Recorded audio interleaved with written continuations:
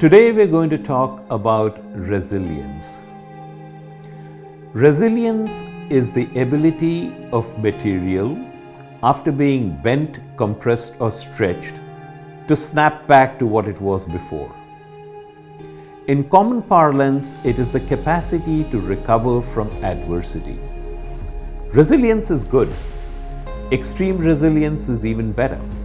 Extreme resilience is when you bounce back so quickly that someone outside could not even see that you had been brought down.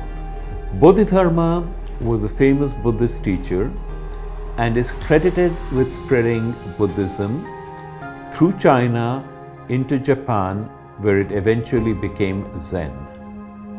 Legend has it that Bodhidharma meditated so fiercely in a cave that his arms and legs atrophied and fell off.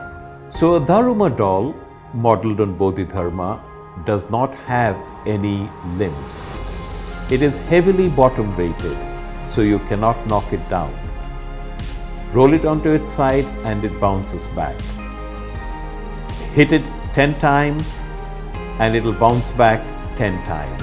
Hit it the 11th time and it's already bouncing back before you've removed your hand. That is resilience. Resilience is something that you can cultivate, and I'm about to share with you an exercise on how you can do that. As you go through life, you will experience setbacks of one kind or the other and in all areas of your life.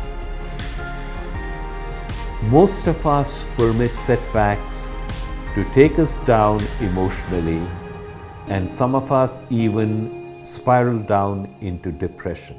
This is unnecessary. Resilience will permit you to take whatever life throws at you and rise up smiling. Here's an exercise for you. Imagine that you're a civil engineer.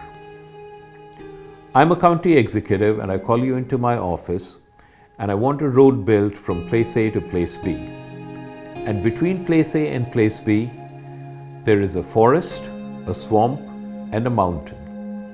Do you get angry at the forest, the swamp, and the mountain? Of course not. That's the terrain you're given. Your competence as a civil engineer is going to be measured by how you get the road built. Do you go over the obstacles, under them, or through them? If the mountain is made of granite and particularly difficult to bore through, if the forest is really thick, you might consider doubling your fee. But apart from that, it has no impact upon your emotions. Your life is like that. You are a civil engineer. It is your job to get the road built, the road to a successful, purposeful, joyful life. The irritating and perhaps toxic people in your life, the adverse situations that you are subject to, these are the forest, the swamp, and the mountains. You don't get angry at them. You just figure out how you're going to get your road built in spite of them. Keep this in mind. You're a civil engineer.